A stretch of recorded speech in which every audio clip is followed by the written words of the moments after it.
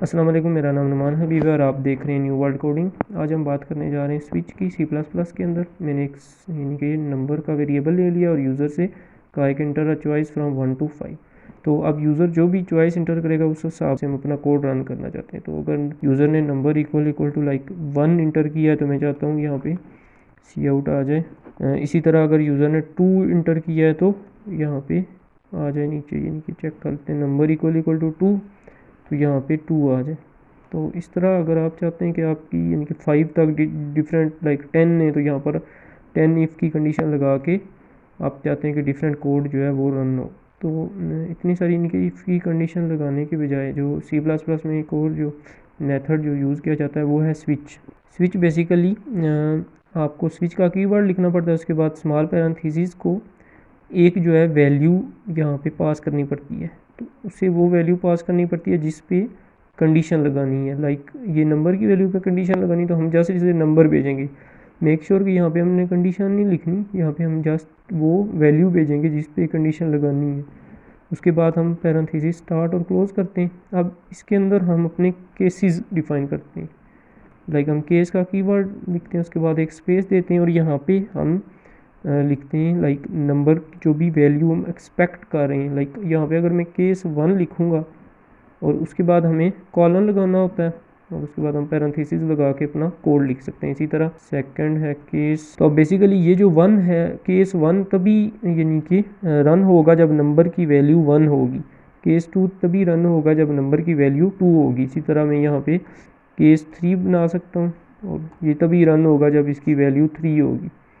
तो हम यहाँ पे इसके बाद अपना जो भी कोड आप लिखना चाहते हैं सी आउट, लाइक यहाँ पे जो भी आप कोड लिखना चाहते हैं यू इंटर 1 एंड देन इसके बाद यानी कि अगर मैं चाहता हूँ कि यूज़र ने 1 इंटर किया है तो 1 के बाद 2 का भी कोड चले, यानी कि इफ़ की कंडीशन में तो हमें डिफरेंट फिर मेथड यूज़ करने पड़ते हैं। लेकिन यहाँ पे अगर मैं चाहता हूँ कि 2 का भी कोड चले और 3 का भी कोड चले तो यहाँ पे मैं इसके बाद ब्रेक नहीं लिखूँगा।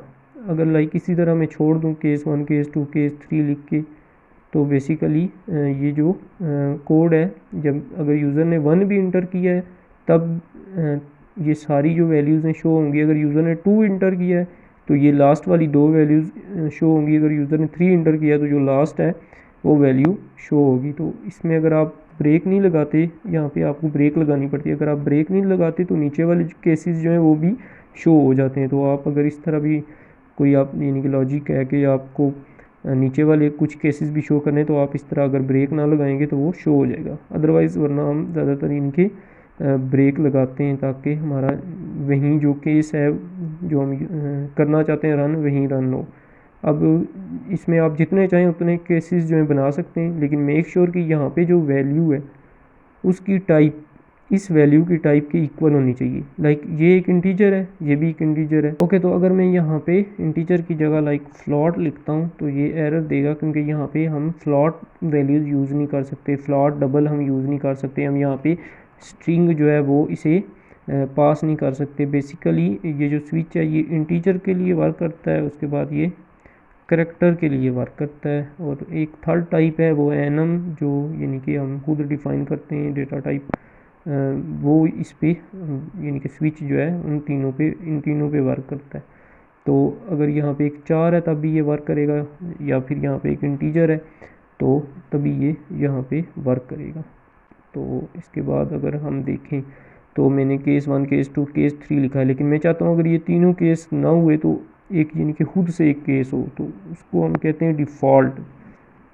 जैसा कि नाम से ज़ाहिर है डिफ़ॉल्ट मतलब वो कि अगर बाकी सारे रन नहीं हुए तो फिर डिफ़ॉल्ट को रन करो। तो यहाँ पे फिर मैं एक सी आउट की स्टेटमेंट दे सकता हूँ कि you inter out of range. यहाँ पे मैंने लिख दिया you inter out of range. यहाँ पे हम 3 कर लेते हैं, लाइक 1 से 3 यूज़र इंटर कर सकता है। अगर यूज़र ने उससे ऊपर वाला इंटर कर दिया तो हम डिफ़ॉल्ट दे देंगे you inter out of range. Okay, तो ये जो डिफ़ॉल्ट है लाइक आप यहाँ पे इसकी भी ये ब्रेक जो है वो लगा सकते हैं। इस डिफ़ॉल्ट के नीचे भी आप अगर कोई केस डिफ़ाइन करना चाहते हैं तो वो कर सकते हैं। लाइक ये एल्स की तरह नहीं है कि बिल्कुल लास्ट पे होना चाहिए।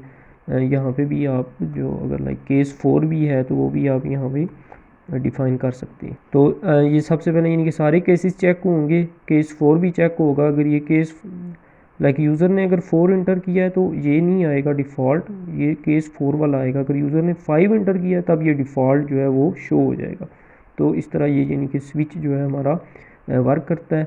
लाइक हम यहाँ पे इंटीजर की जगह एक करैक्टर भी ले सकते हैं 4 CH, एंड यहाँ पे फिर हमें CH लिखना पड़ेगा।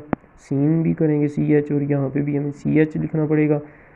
अब इम्पोर्टेंट बात यह है कि CH जो है वो 1 तो हम लिख नहीं ना सकते। हम अगर CH है तो हम यहाँ पे उसी की टाइप की चीज़ लिखनी पड़ेगी। लाइक यहाँ पे मैं A लिख सकता हूँ। लाइक यूज़र A इंटर कर रहा है तो क्या होगा, यूज़र लाइक B इंटर कर रहा है तो कोई और कोड रन हो रहा है। इसी तरह यूज़र जो है वो X इंटर कर रहा है, इसी तरह डिफ़ॉल्ट है। फिर ये 4 के लिए let's suppose user Y inter कर रहा है। तो इस तरह आप करैक्टर के लिए भी स्विच जो है वो बना सकते हैं। जस्ट उसमें जो ये करैक्टर है तो यहाँ पे हमें करैक्टर जो है वो लिखना पड़ेगा सिंगल कोड्स के अंदर। तो अगर मैं इस कोड को सेव करूँ के रन करूँ, ओके, तो कोड हमारा रन हो गया। अब मैं यहाँ पे इसे लाइक कोई भी वैल्यू पास करता हूँ, लाइक X पास करता हूँ तो U इंटर 3। तो अगर हम देखें तो ये जो X था इसके अंदर लिखा था U इंटर 3। तो इस तरह हम यहाँ पे करैक्टर भी भेज के यूज़ कर सकते हैं। जब भी आपको लाइक कोई मेन्यू वगैरह बनानी हो तो आप ज़्यादातर यानी कि स्विच यूज़ करते हैं। यहाँ पे वो लिख देते हैं like choice 1 to 5 and then ये केस 1 होता है, इसी तरह नीचे केस 2 केस 3। तो इस तरह आप यानी कि स्विचेस को अपने प्रोग्राम के अंदर यूज़ कर सकते हैं। इसमें अगर आप ब्रेक नहीं लगाएंगे तो नीचे वाले जितने भी होंगे, जहाँ तक लाइक यहाँ पे अगर मैं ब्रेक नहीं लगाता तो ये वाला केस, अगर यूज़र ने 1 इंटर किया है तो ये वाला केस भी आएगा। और यहाँ पे चूँकि ब्रेक लगी हुई है तो बस फिर उसके बाद ब्रेक हो जाएगा। तो जहाँ कहीं भी ब्रेक होगी वहाँ पे ब्रेक हो जाएगा। अगर आपने ब्रेक नहीं लगाई है तो नीचे वाले केसेस पे भी जाएगा। तो इस ये बात यानी कि आपने ध्यान में रखनी है। डिफ़ॉल्ट हमेशा जो है वो एंड पे होता है।